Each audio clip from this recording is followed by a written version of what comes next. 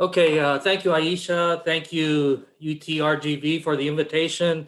And I was mentioning to Aisha earlier this morning during the tech check that I was like super excited, and I still am super excited to be invited to present. And when the first invitation came out early last year, it was going to be held in person in McAllen, and I'm from originally from Rio Grande City, and grew up basically all around the valley, and I have family in Edinburgh, McAllen, and I was super excited to see many friends and familiar faces in person. But of course, at least at a minimum, we can still do this virtually, and hopefully next time around it will be in person, and I look forward to attending. So I have been with NRCS about close to a little over 15 years now, and I've worked in West Texas. I've worked in Connecticut most recently as an ecologist out there, and I recently moved back to Texas, as Aisha said, this past June, and I am the National Grazing Lands Coordinator. And I usually start, my presentations with a little outline. What am I going to talk about?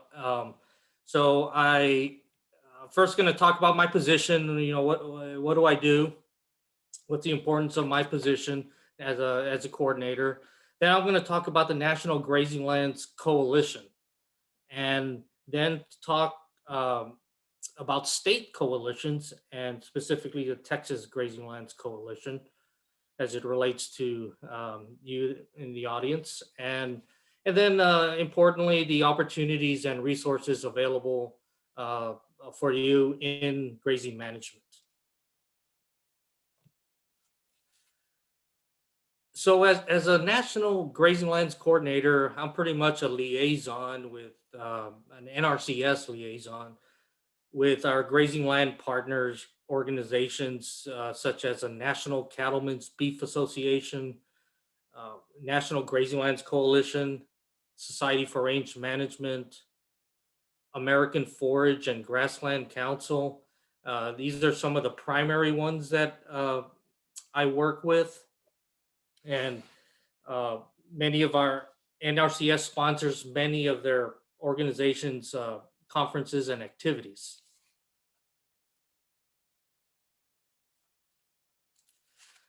But today I'm going to focus on the one organization I work with is the National Grazing Lands Coalition. So once called the GLCI, Grazing Lands Conservation Initiative, the name has changed to the National Grazing Lands Coalition, and it's a nationwide consortium of individuals and organizations working together to maintain and improve the management and the health of our nation's grazing lands. They're mostly private, but organization works mostly on private, but includes some public lands as well. The coalition is driven by ag producers, producer-driven organization, and conservation-focused organizations for the benefit of Americans' grazing lands resource. NatGLC is led by a steering committee that strongly encourages and works to establish locals, state, and regional partnerships to foster grazing land and grazing land conservation and stewardship.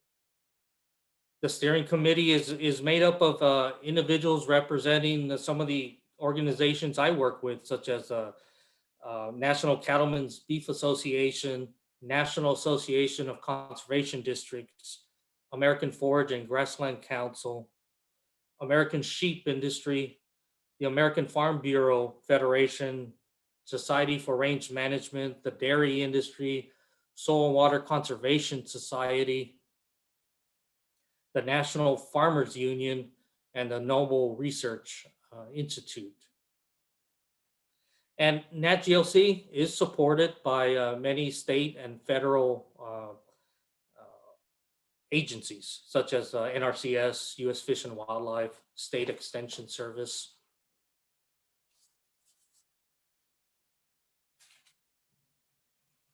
And here's a snapshot of NatGLC's strategic plan. So every 5 years, they look at developing and addressing their core strategies. And all that steering committee, which is made up of these representatives from all these organizations, come together, and technical advisors. NatGLC is composed of a technical advisory team made up of NRCS employees and employees from state and federal agencies, and they look at, for the next 5 years, well, what are some of the areas that NatGLC wants to focus their activities on. Uh, this this strategic plan was signed off on last year in the spring of 2020, and some of the core strategies is to promote the value of healthy grazing lands, advocate for the needs of grazing land managers, communicate the message of stewardship.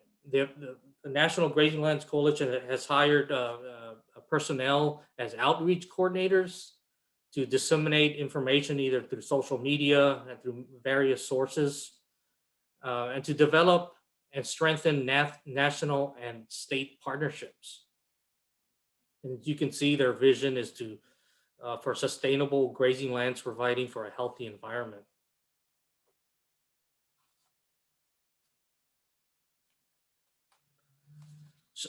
So as I mentioned earlier, NatGLC really strongly encourages state coalitions to form, and it forms partnerships with state coalitions. And to date, there are a total of 22 active state coalitions across the United States. So you see that one star on the far left of your screen in the Pacific Ocean. I'm trying to capture Hawaii. Hawaii does have a state coalition. And there are 3 or 4 states right now, such as Colorado, New Mexico, that are in progress. They're planning. They're getting organized. They're developing state coalitions.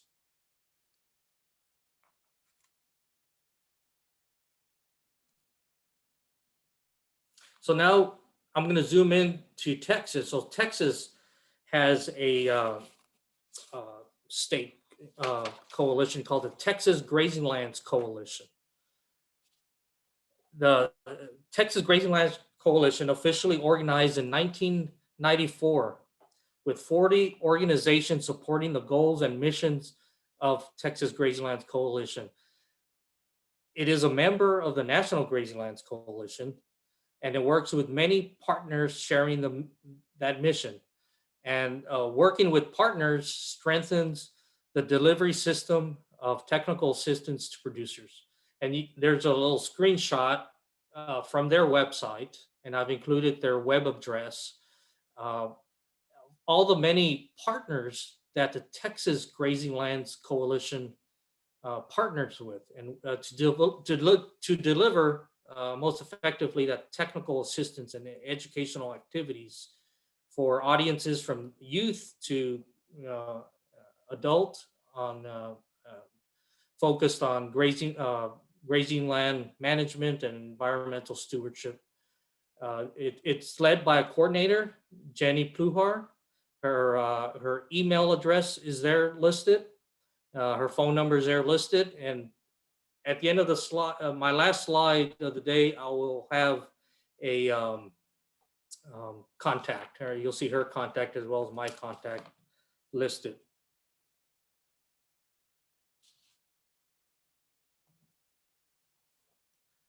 So the Texas Grazing Lands Coalition is unique compared to the other 21 coalitions across the nation, in that it is further subdivided. Texas is a very large state, and Texas has quite a few unique, diverse areas.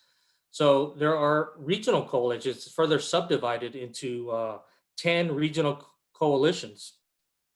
And each region is comprised of landowners who identify the challenges in their unique area and determine innovative and creative ways to get more conservation and sound stewardship on grazing lands of Texas. This producer-driven model has proven very effective with educational efforts, often focused on peer-to-peer sharing and learning. You know, when you go to these activities, workshops like you are today, and I know being at a virtual makes it a little more challenging, but when uh, the opportunity to network and visit with other producers, other ranchers, that's where a lot of the learning occurs, and meeting new producers and new landowners that are working towards similar goals. This okay. Additionally, USDA NRCS in Texas has committed 10 grazing management specialists, which focus on two things: technical assistance and working within these regional coalitions. This partnership and commitment from NRCS is often a catalyst to success in these regional coalitions. So as you can see, there's a list of the grazing specialists in each of the regions. Most of Texas is covered. Uh, South Texas is covered by Jose Pepe Martinez. You know, many of you may know him, and you'll be seeing a video later this afternoon that Texas GLC and Pepe produced on related to grazing management. But he is a valuable resource for ranchers, producers in that South Texas area from, Zapata, Frio, Atascosa County, all the way to Cameron County, as you see on that map. And I will have his contact. Well, his phone number is listed there, but I'll have it listed again. And he is available for providing that technical assistance for any landowner. And his specialty is grazing management.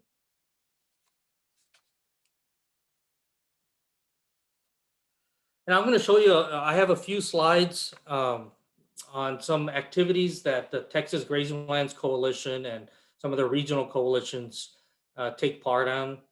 Here you'll see Texas GLC demonstrating the rainfall simulator. This is a really great illustration of the importance of having herbaceous cover. Herbaceous, I mean grasses and forbs, adequate enough so that when it rains, it can kind of act like a sponge and capture that rainfall and increase or maximize the infiltration rate on your land and reduce runoff and eventually soil erosion. And this demonstration has a plot with plenty of grass, adequate vegetation, and a plot without just bare soil. And you can clearly visualize the difference between in infiltration and runoff between a vegetated plot and an unvegetated plot. Seeing these demonstrations firsthand is very educational.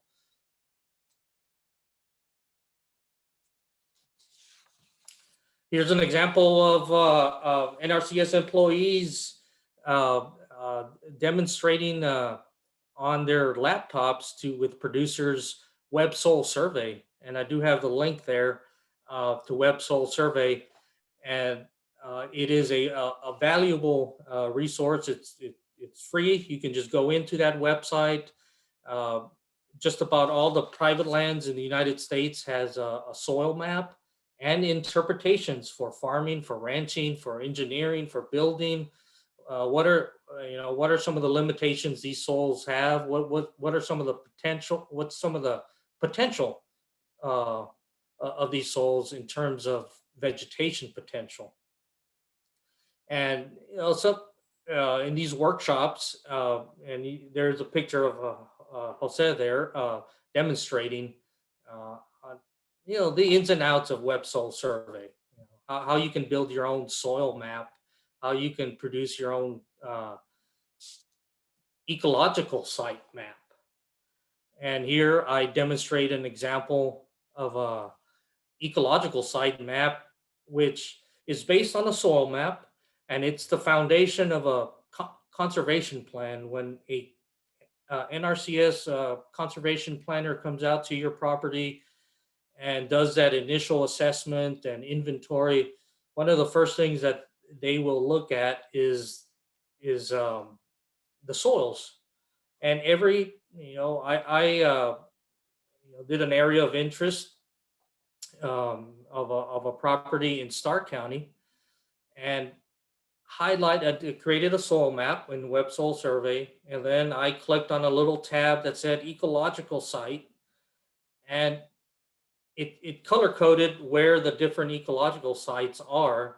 It's kind of like habitat types and different, as you all, many of you know, and as you have property, you know your property well, and you know that, well, in some areas of your property it can produce a lot more vegetation than others, and in other areas is very shallow and rocky.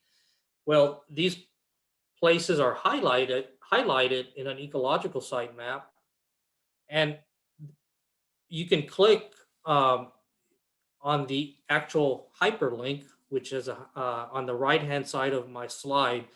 It has like the sandy loam site. If you click on it, it'll send you to a database with a document that describes the types of plants that would grow there, the estimated annual production. And all this type of information is important to developing stocking rate decisions, developing your grazing plan. So this is very useful information. So if you can digest all this information yourself, or if you have a lot of questions or you want assistance, you can contact your local NRCS field office. You can contact Pepe directly. He can come over to your property and look at your ecological sites, conduct a forage inventory, perhaps even teach you to conduct a simple forage inventory, and where you can make stocking rate decisions, rotational grazing management decisions.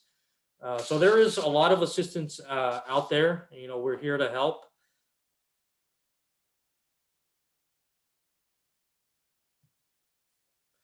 So as I move on, here's a coastal prairie region. As I mentioned, there are those 10 regions, and this is from a picture of ranchers from the coastal prairie region that just communicated with each other and said, hey, let's get together and have a meeting.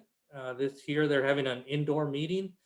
And here, these ranchers are looking at spreadsheets they developed themselves to determine whether things like brush control treatment is cost effective. The ranchers did this themselves. They're solving their own problems. That peer-to-peer learning, that's what it's all about.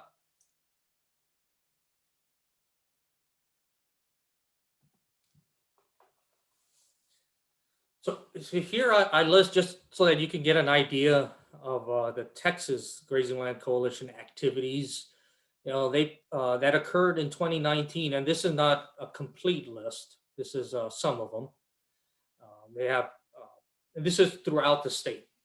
Plant identification workshops, soil health workshops in the coastal prairie region, battling brush in the Big Bend region. This was held in Alpine, Texas. The art of grazing up in Lubbock, Texas. Managing making your dirt work, soil health and ranch profitability. Real estate professionals getting to know grazing land, women in ranching. These are just to give you a taste of activities that they organize.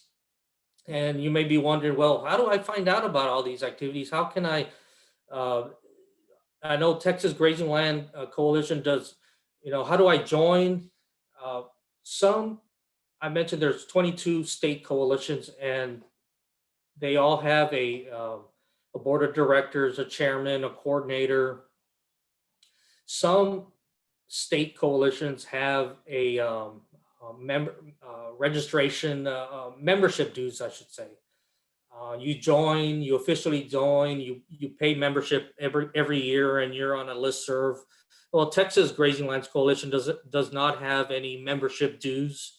Um, you can just reach out to Jenny, the coordinator. You can reach out to Pepe, he's located in Kingsville, and you can connect with. You can learn about. You could go to their website, Texas Grazing Lands Coalition, and I'll post it up again here, and look at their calendar of events. They are very big on social media, such as Facebook. They're almost daily. They're always posting something or forwarding something in Facebook. I know producers have different preferences on, some may use social media a lot, others may not. Some prefer just going on a website and looking things up.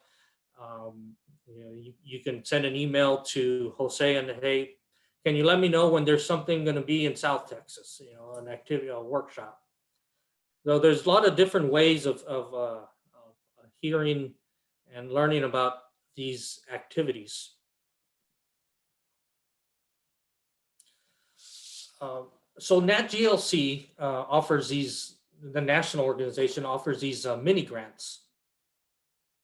And mini grants is where these state coalitions, such as the Texas Grazing Lands Coalition, can apply and receive funding for a year specific to the call for grants usually has a specific focus, whether it's forage inventory or outreach and so the in the last, the Texas GLC has applied for these mini grants, and these mini grants comes from the funding is leveraged from a funding agreement that NRCS funds supports has a funding agreement with NatGLC, and that's part of the work I do is help manage those types of agreements and making sure the deliverables, the activities are met.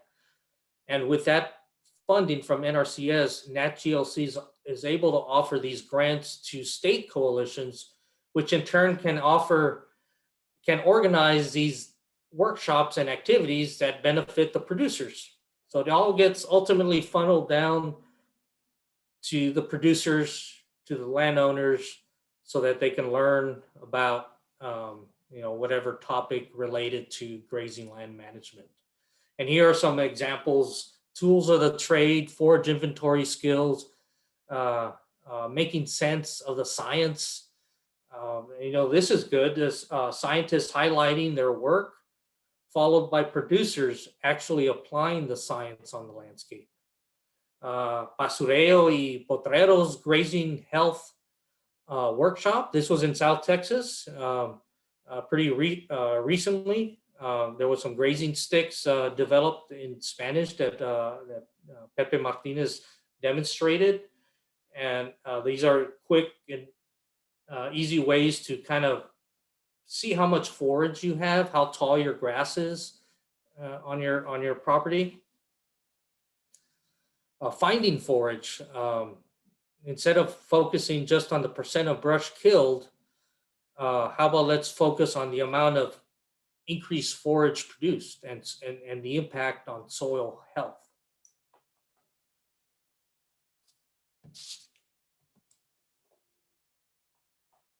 So I just have a couple of more slides.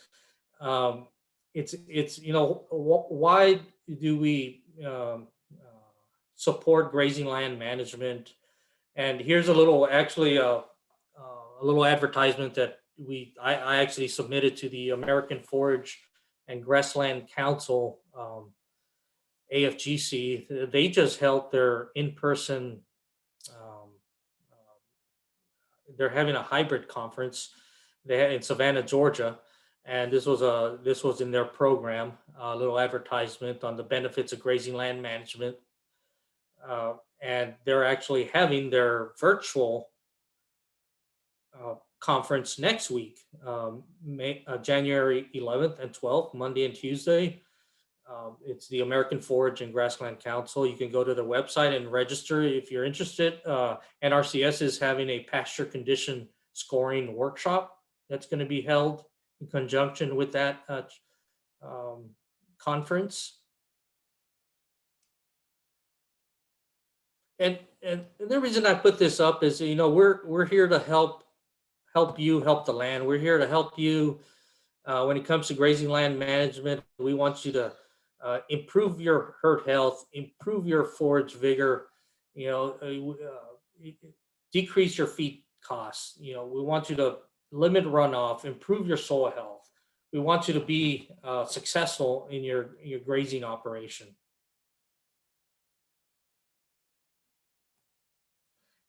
Here's another advertisement that that Texas GLC has helped put together, and some of the things that you as a producer can you can get help with. Want to know the productivity capacity of your soils? That's where those ecological site information comes in. Would you like a map of your property? You could develop a nice map, a soil map of your property. Uh, how about a management plan? That's the bread and butter of NRCS. That's developing conservation plans. That's what we do, and we look at the entire resource and your entire property. Look at addressing any resource concerns that you may have, and help you meet your objectives. NRCS and Texas Grazing Lands Coalition has trained grazing land specialists that can work one-on-one with you at no charge. Stop in and ask for more information. And here is my last slide. Contact. Stop in, ask for more information. Your local NRCS field office. If you haven't visited one before, there's that website that gets with the get started at the end. It actually has a locator where you can just put in your zip code or your location, and it'll find the nearest USDA NRCS field office to help you get started. Or you can contact Pepe Martinez directly. He's NRCS South Texas grazing specialist out of Kingsville, and he covers that multi-county, like I said, from just south of San Antonio all the way down to the valley. And you can schedule a time, an appointment with him. He can come out at no charge, and help you one-on-one with answer your questions, help you with grazing management. And he helps support the local NRCS field offices that where your property or where you're located. And as mentioned earlier, we have the Texas Grazing Lands Coalition contact, Jenny Pluhar, who's the coordinator, and then we have myself. I can always be reached. I can point you in the right direction for some local assistance. So yeah, Aisha, with that, that's kind of my presentation. We're here to help the producers. Thank you, Mike. That's a lot of good information, and we have a good relationship with Texas GLC. Jenny and Pepe have been attendees and even presenters at this conference in the previous years, and I know it's a great group to work with. We do have a few questions, and the first is, can you please explain the benefits of having a grazing plan done on any producer's land? Right. Yeah. So, you may be having you may have some livestock, whether it's cattle or sheep or goats, on your land, but you're not sure. You could very easily be overstocked or even understocked. You may not be maximizing the potential benefits. And you can a grazing plan kind of looks at your potential of your land and kind of marries well, develops a carrying capacity. Every piece of property has a carrying capacity, basically the amount of animals that your property can sustain over time. And with the adequate carrying capacity, which you can develop a stocking rate, which is the amount of land per animal unit, and with an appropriate grazing plan, appropriate stocking rate, tailored to your property, to the type of ecological sites that you have, um, you can maximize your herd health. You can maximize the animals that you have on your property. You can, with proper management, you can have healthy grasses, and when it does rain, you can maximize that rainfall simulator. Really illustrates, and I've seen this firsthand on properties where it uh, if you have, like, say, about 6 inches of grass and it rains, that grass is going to really rebound. And if the next property you have that same amount of rain and you're very little bit of grass or almost no grass, all that water is going to run off, and you're not going to get that much growth. So we want to help you through a grazing plan maximize the benefits of, of stocking, because most of Texas, most rangelands evolved with some sort of grazing, and you can be undergrazed, or no grazing can be detrimental, or too much stock per unit area can be detrimental. So we want to help you maintain that right balance. I think the question we always get about services like that is there a cost for having Pepe or somebody else come out and look and help develop that plan? Uh, Not at all. No, no, not at all. We're a federal agency. We're paid out of taxpayer dollars, and there is no cost to have Pepe or your local NRCS come out to your property. It's just a matter of a phone call, an email, and setting up an appointment. That's what we like to hear. What, do you know of any other programs that NRCS has to support grazing ranchers? Well, we we have grazing management plans, and then within that, there's often determined based on your objectives. There's conservation practices.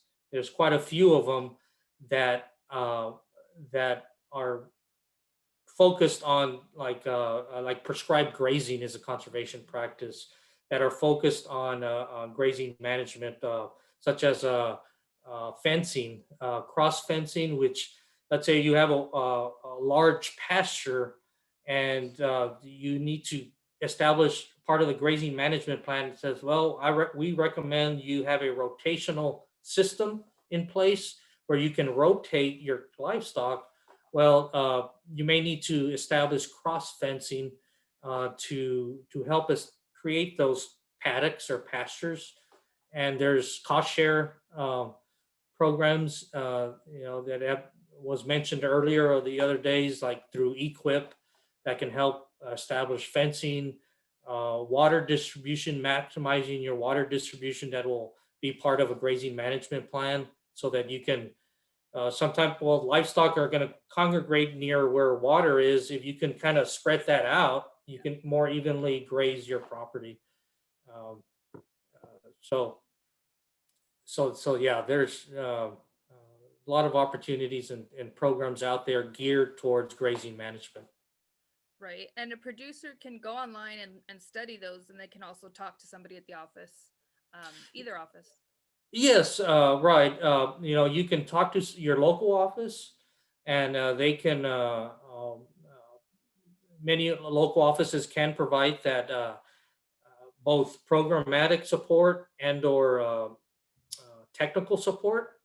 Um, Often, basically, Pepe basically supports that, and he has that. If a local specialist says, I need some assistance with a forage inventory or a very technical grazing issue, Yeah.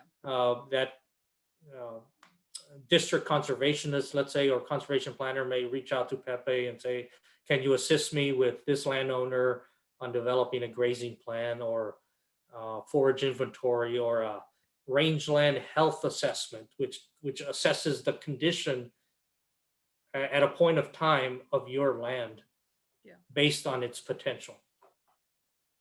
Okay. So there's a lot of tools out there. There's and NRCS is actively working with developing tools that are will be that help determine that forage animal balance, those stocking rate decisions, and All right. A few more questions.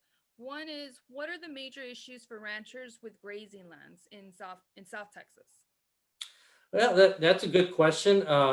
There's in South Texas, and having grown up in South Texas, brush encroachment is often a resource concern, and uh, that the whole South Texas brush countries, South Texas plains, evolved with depending on where you are, with some sort of fire regime, and that fire cycle helped maintain the mesquite and some of the native brush at bay. And uh, as we through the years, fire suppression naturally, as we become more urbanized, we naturally suppress fires, brush encroaches, and that is one resource concern.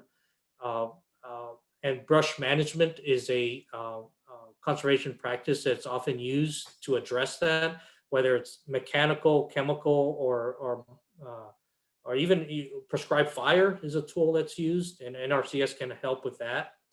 Um, and another common resource concern is invasive species, whether it's grass or forbs, non-native plants. You can have some non-native plants, but some non-native plants are, invasive unless you manage them correctly.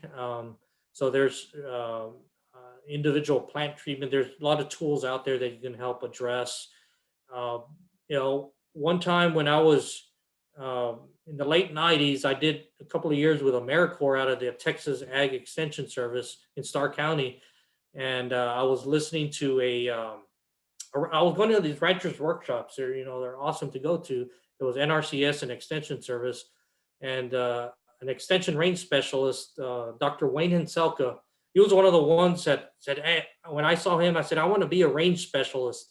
And then I switched my major at A&M, and when I heard him speak, he was out of Kingsville or Corpus at the time, and he said, in South Texas, you're always in a drought, and every now and then you get a little bit of rain.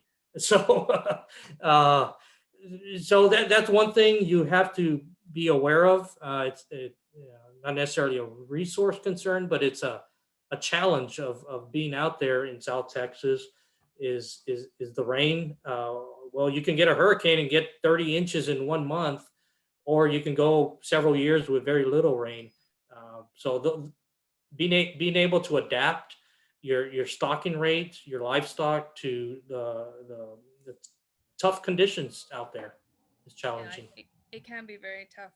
And we've worked with Dr. Hinselka, and that's like our constant state. It's dry. Once in a Right. while we get some rain. Yep. We're getting short on time, but I myself am a big fan of that web soil survey. I think it's the coolest thing that Mm-hmm. anybody with an internet connection, it's a little heavy, but with an internet connection can use. So the question here from Priscilla Cope is this site survey map, and I'm pretty sure she's referring to the web soil survey, Mm-hmm. only done when applying for conservation plans? Uh, no, Kind of you vague. can just uh, you can contact your local NRCS office and request a soil survey map. You don't necessarily have to have it of a conservation plan, but although if you request a whole conservation plan, you are going to get a soil map of your property. But you can request the one outside of being connected with an equip program or anything like that, a contract. Um, so yes, you can get assistance from your local NRCS field office, or you can go directly into the web soil survey yourself. And they just updated it like 2 weeks ago, a new version of web soil survey. It still looks the same, but there's new tabs. And when I mentioned ecological sites, there's a tab for ecological sites. As soon as you hit like a soil data explorer, you click on that, you see your map, your soil map of your property, and then you'll see a tab that says ecological sites. It's really cool, and you'll have the list of ecological sites, and then you can click on each one and get a whole bunch of information. Yeah, it's really interactive. It could be a little bit Yeah. complicated, I think, but when we finish here, I'll put it, or somebody will put it in the chat. We'll put the web address in the chat, and then we'll put a contact. I know Yep. Jenny and Pepe are willing to help you now over the phone, and they can walk you through it and help you Yeah. find the information you're looking for. Right. And Priscilla, your other question is about is it just for landowners? Um, Mike, do you want to take that? Is it only for landowners, or can the public, anybody, go in there? Oh, the web soil survey. Yes. Oh yeah, it's open to anybody, and there's all sorts of customers that use Web Soil Survey, um, engineering consulting firms.